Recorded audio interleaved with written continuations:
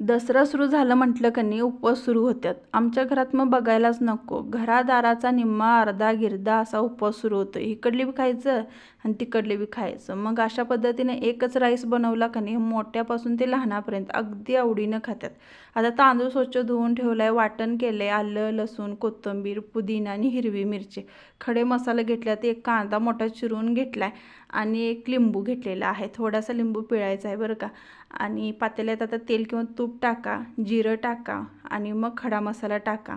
कांदा भाजून घ्या, भाजल्यानंतर मग वाटण भाजून घ्या आणि त्याच्यामध्ये तांदूळ टाका. तांदूळ चांगला परतून झाला की थोडासा बिर्याणी मसाला टाकला की मग उकळतं पाणी त्याच्यामध्ये ओतून घ्या. मग मीठ टाकायचं आहे, थोडासा लिंबू पिळायचा आहे आणि तूप टाकायचं आहे. भात 15-20 मिनटासाठी चांगला मऊसूत असा शिजवून घ्यायचा आहे. अप्रतिम भात लागतो. नक्की ट्राय करून पहा आणि आवडल्यास व्हिडिओला लाईक नक्की करा.